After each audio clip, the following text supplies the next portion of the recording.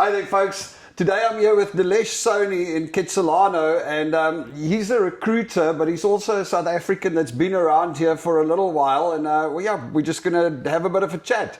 Dilesh, when did you arrive in Canada?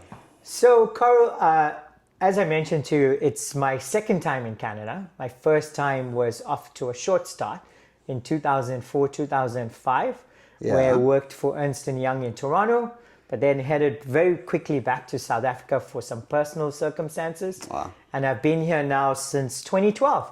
So going on 13 years. Nice. Yeah. And you came across you mentioned Ernst & Young, so I assume chartered accountant, right? That's correct, yeah. Okay. By trade, I know you mentioned to the folks out there that I'm a recruiter, but that's my second career I've embarked on. My first one actually is a CPA, CA, as it's known over here. So a chartered accountant, trained in South Africa and worked across the world before I ended up here. Okay, and what was it like arriving here in 2012? The rand was a little bit stronger those days, wasn't it? Still a tough start. You know, I would say I probably benefited a little bit from leaving South Africa in 2011 for the second time and then moving to the UK for 2 years. Oh, okay. So I spent 2 years in the UK. But, you know, I ended up in Coquitlam and didn't actually know the real Vancouver and the downtown part of it. So slowly started to, you know, build out the network and carve some relationships out. I was lucky that I had some extended family here for support. Yeah. So they were able to show me a few of the ropes before I started. But, you know, started from ground zero again, I'd like to say. Yeah. Hectic. Yeah, look, I mean, that makes a huge difference. Mm-hmm. It's like just having a little bit of local support, if it's extended family or friends. Yeah. And if you don't have that, at least some other connections out here. It really helps. Does help. Yeah. For us also, when we arrived in 2021, we had friends that lived in West Vancouver. Yeah. And I'm really happy about that because it did really help us to settle in and get settled down. I don't like the fact that we settled in West Vancouver because of You're across the bridge. But anyway, it's great. Yeah. Okay, so you arrived here, you're a chartered accountant. Did you come through with a big firm again, like Ernst & Young, or did you come through on your own? What did you do? No, I came through on my own. So I was actually sponsored across here, so having lived in the UK. So I adopted the PR route and landed with all the rights to work over here. Okay, well, that's handy. It was a short process because I did it out of the UK, probably 7 or 8 months. Nice. Lot easier than now the timelines that have been outlined over here. Of course. But landed here without a job, you know, and then started, was doing some contract work in the UK. So it kept me busy remotely for a couple of months. But then time arrived where you're like, you need to get working in the Canadian market. Yeah. So started, you know, approaching companies, working with other recruitment firms, sending out my resume, having meetings and talking to them, and got started in an initial contract role as an accountant for, you know, here in BC we have state healthcare. So it was provincial healthcare. I did some work for PHSA for a couple of months doing some contracts on process improvements, that kind of stuff. Okay, and then you were carried on as an accountant for a few years. And how did the swap come about from accounting to recruiting?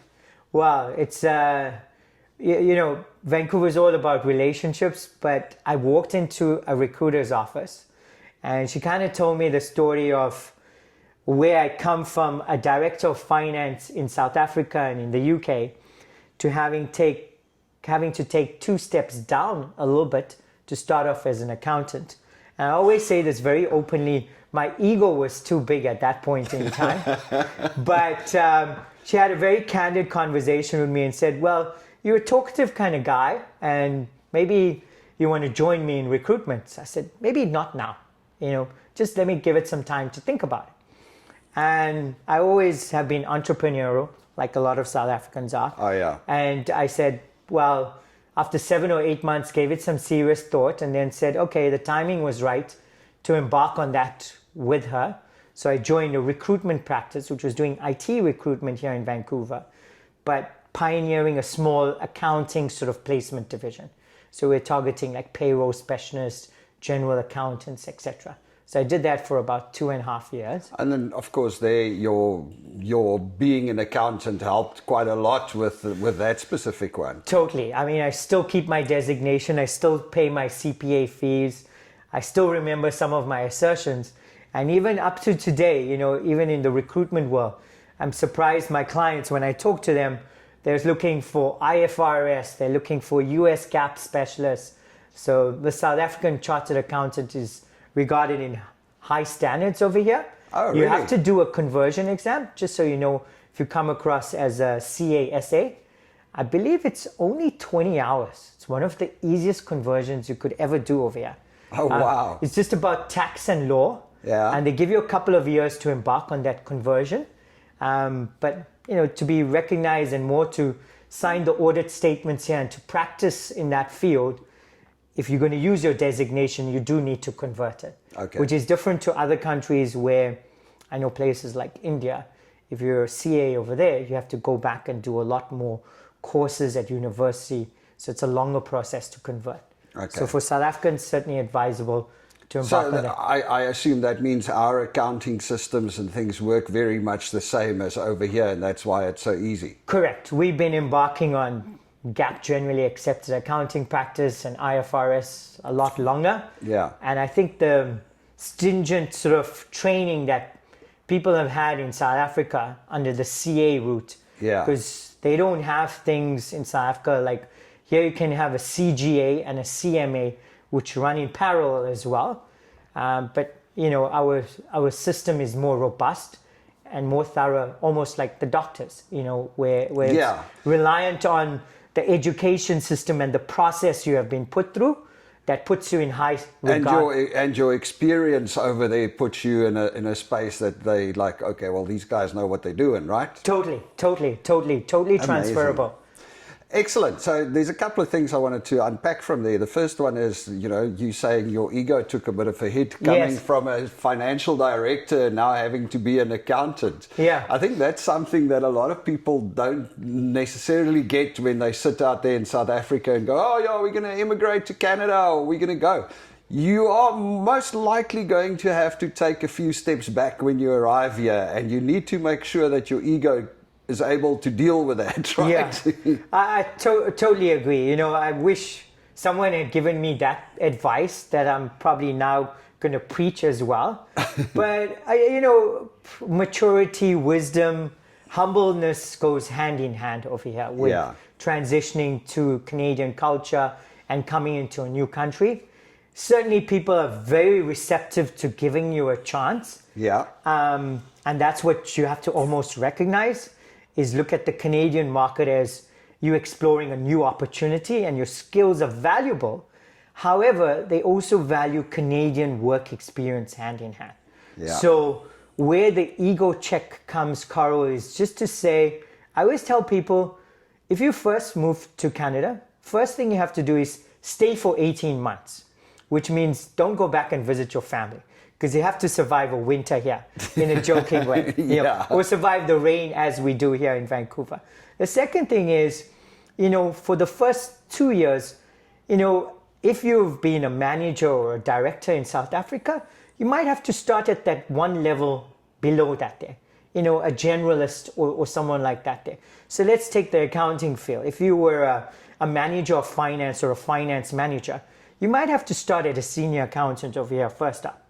But that's a short transition period. Honestly, it's about 2 years. You get into an organization, you check your ego at the door, you put those 2 years worth of Canadian experience on your resume, and I can tell you the world opens up again. Oh, yeah. You become the one who's sought and headhunted by people like me.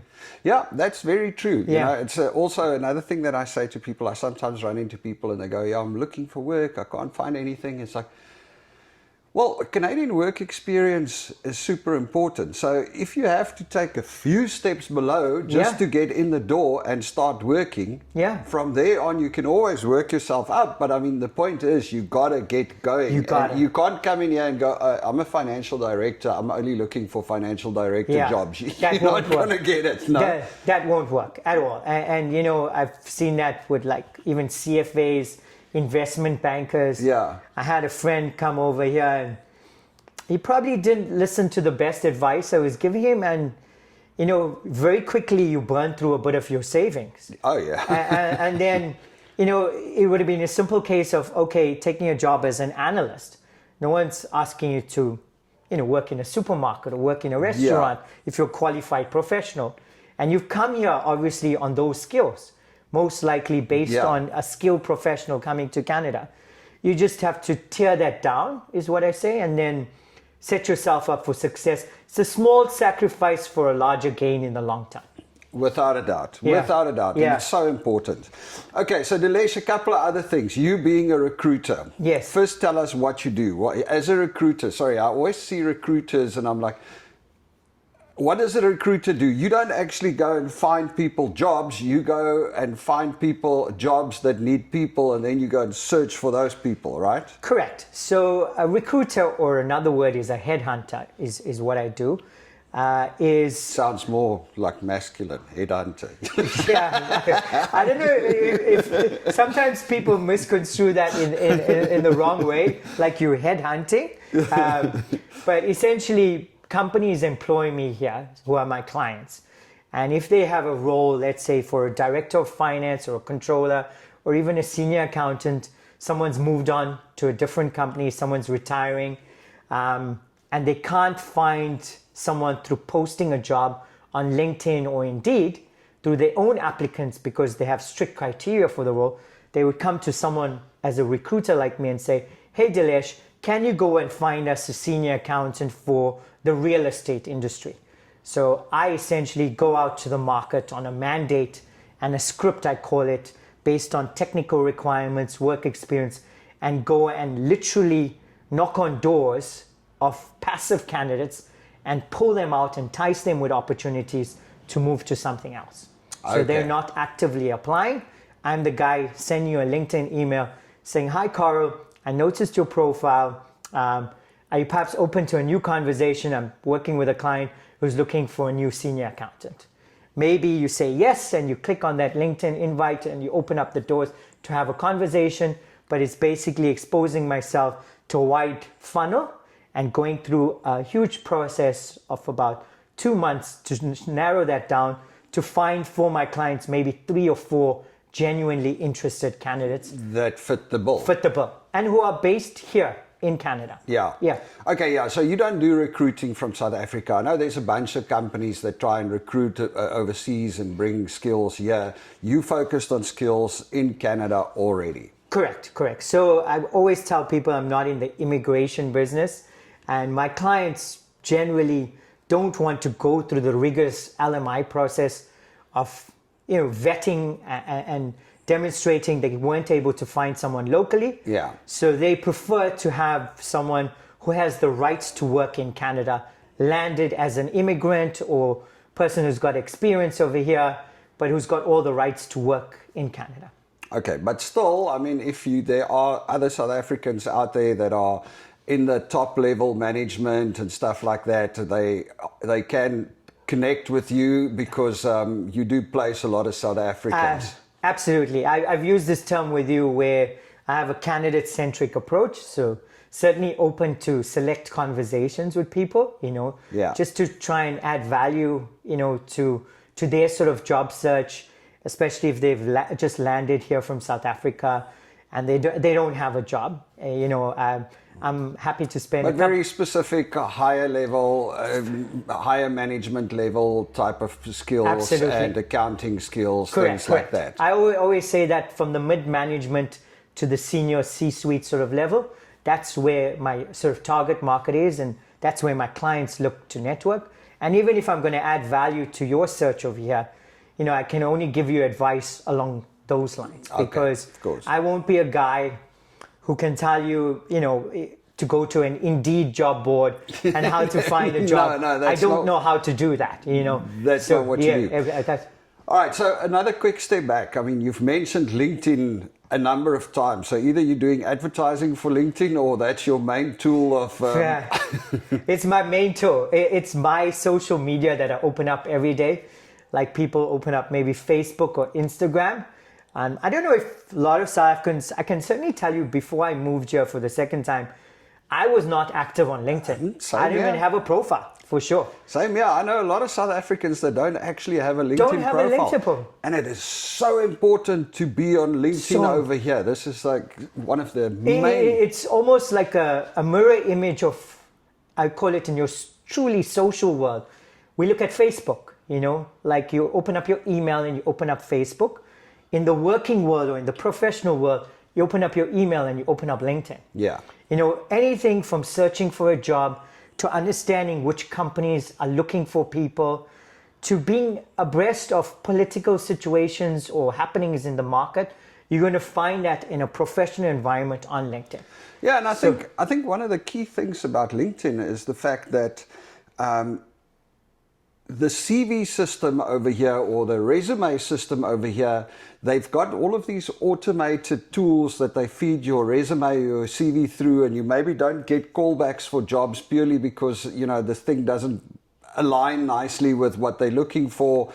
You haven't put it together properly. And then the other thing that I notice is that the CV is always very short, very basic. And you're not even allowed to put a photo on the CV. Yes, totally. Because they go, hey, we don't want you to be biased and look at the person's photo. Yet every single person then goes to LinkedIn, and that's actually your real CV, right? Yeah, that's actually what the recruiters are looking at. True. I probably would separate that in my world, Carl. I would still say you need a resume and you need a Canadian or North American formatted resume, which basically is 2 pages, no photographs, no date of birth, no need for even some of the languages, but a clearly articulated, I call it summary and your value proposition of what you do, a section on your key skills, I'm going into a little bit of detail, and then getting into your professional experience and your education. So that would be a sort of 4-tiered sort of structure over 2 pages where you put together a Canadian resume, because people skim through a resume very, very quickly, and they know what they're looking for. And then I would say on LinkedIn, certainly it's the number one tool that people go to, but I call it a little bit of an appetizer before they ask for your resume. Yeah. So you got to make sure you've got a good professional photograph, you've got a banner on that, you've got a little bit of a capture or title phrase. Like if you look at my profile, it says super connector and people champion. You might have a couple of, I call it taglines beyond that on your LinkedIn profile. And your about section is the very, very important part, where you're putting as much verbiage and language and key skills such that a recruiter like me, when I'm doing a search for that senior accountant from real estate, I'm able to find you through LinkedIn because it's in your about section. And then you get into a bit of your work experience. But I always say a good recruiter will reach out to you and read through a bit of your about section in your profile, and then reach out to you and say, then send me your resume, because that is the second course, to invite the recruiter to get a bit more familiar with your background and your experience. Yeah, they kind of play different roles, the two of them, right? Totally. But I do feel like more and more these days, LinkedIn is your actual public face to the recruiters and the employers and everybody out there. That's where they go to check you out and who you are. Totally. As I said, at the senior level. Whether it comes from the side of a recruiter finding you on LinkedIn and then asking for your resume, or whether it is you submitting your resume and then the recruiters go to LinkedIn to go and see. They work hand in hand, without a doubt. Absolutely. They're hand in glove, for sure, and they serve as both functions. Now, you'll see on LinkedIn is a tab called Jobs. So you've got companies posting directly, even me sometimes when I'm struggling to find candidates, because my clients can be equally picky, about industry experience or, whatever criteria they're looking for. I mean, I did a role the other day, which was for a tow truck business. And in all my years of recruitment, 10 years, Carl, I've almost never had, it's an operations role, someone say, find me an MBA Ivy League sort of candidate. Yeah. But I was doing research on that and started to look according to that criteria. But you're right, they go hand in hand. So when I've posted jobs on LinkedIn as well, they come in directly into my email and applicant tracking pool.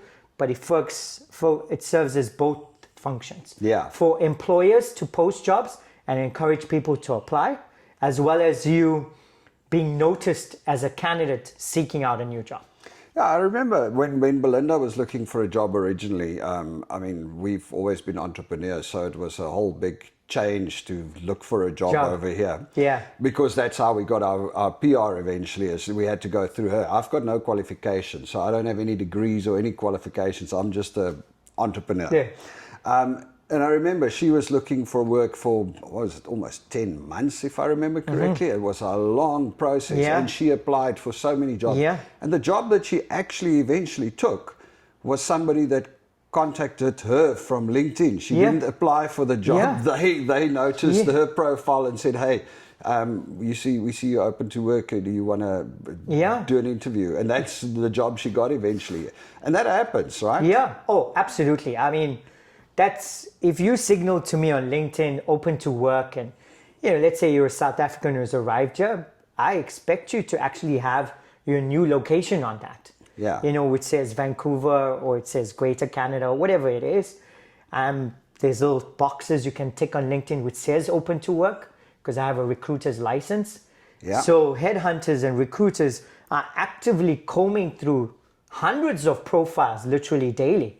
And they will reach out to people who've signaled to us that you're more open to work than someone else. Yeah. Because we look for those cues. And that's where it's very important to have your about section, not about your love of life and your, like of hiking and stuff like that. Yeah. It's about, because when you do a search, you put in keywords that you're looking for. Yeah. And that's how the profiles get pulled up. So you need to make sure that whatever job you're looking for, you've got very clear, your about section needs to talk about that. Absolutely. I mean, all those, you must remember LinkedIn is still a very professional work environment tool, or let's call it social media tool. Yeah. So as much as people do post occasionally about their personal stuff, it's on the bottom rung of that being a priority. Yeah. They're sharing articles.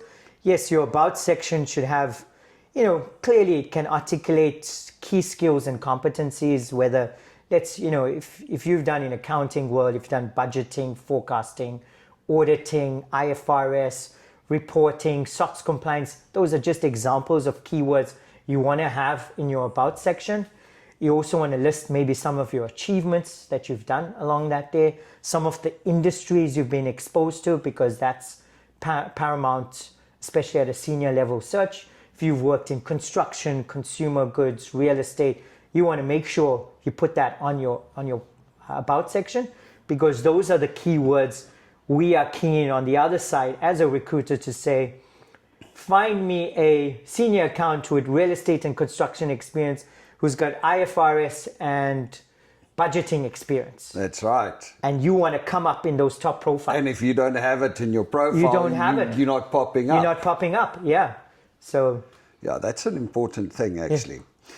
All right, Dilesh, what else is there that you want to tell us, or that you can tell us about life in Canada? But any advice for brand new immigrants arriving? Yeah, I would just say be patient, and be humble. Be prepared to, I take it as my life lesson, to check that ego just for the first 2 years, because Canada will give you a great start and provides a great life and opportunity for you. You just have to know it's a little bit of the process that you got to get going on. And by process, I mean getting Canadian work experience. Yeah. That's the single thing I tell people here. It's just do that for the sake of doing it, and taking a smaller job where you have bigger potential and capability, but it's almost like proving yourself first in the market, having those 2 years worth of Canadian experience, and then the world opens up to you. That's right. Yeah. And also network. Oh, I can't stress that enough, particularly in Vancouver. That would be the second bucket and third buckets we talk about. If you're an engineer, for example, and you've moved here, look out and seek out an engineering association. If you're an architect and you've moved over here, look out and seek out the Vancouver Architects Association, or whatever it might be. So in your particular field, there's loads of associations here to join or even to attend events and start networking. That's it. It's very important. Community is super important to all Canadians, like it is to South Africans. And sooner or later, after a couple of years, as I shared with you, probably the degrees of separation end up being only 3. Yeah. You go out somewhere and you're like, hey, Dilesh knows Carl, who knows Bernie, who knows someone else. Yeah. It's very, very close from that.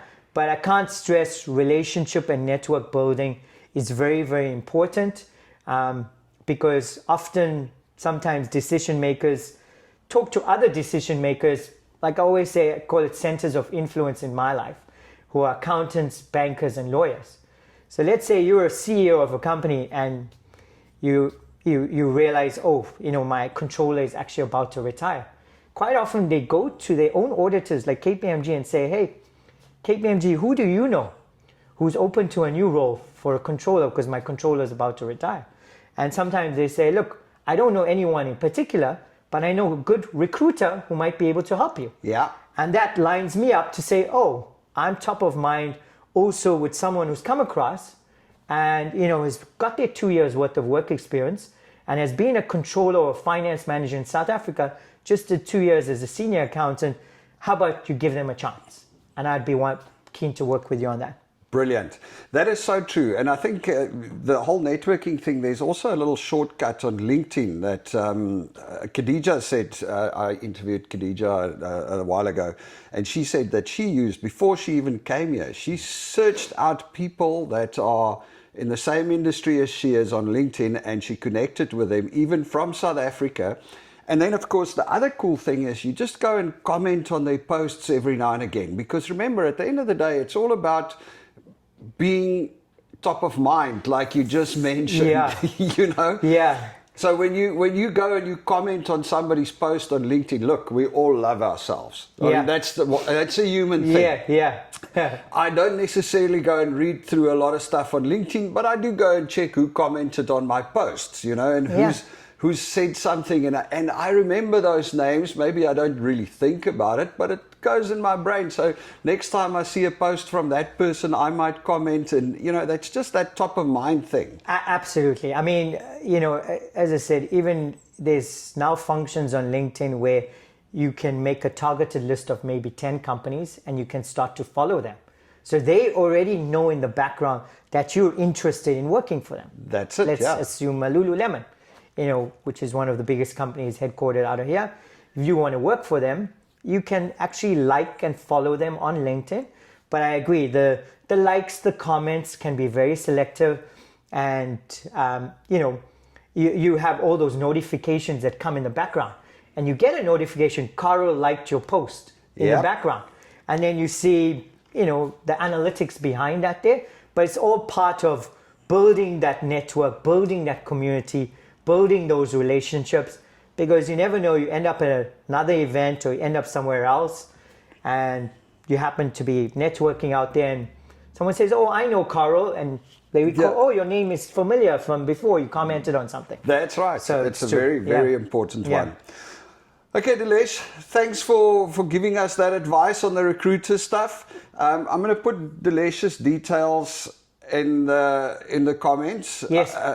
So if you are looking at recruiting, or if you are a high-level, top-level management candidate and you need to get some advice or hear if there's any jobs out there, especially in the accounting field, feel free to reach out to Dilesh. I'll put his LinkedIn in the comments. Fantastic. And then we take it from there. Thank you so much for your time, Carl. Pleasure coming over and meeting you. Pleasure, man. All the best. Cheers. Cheers.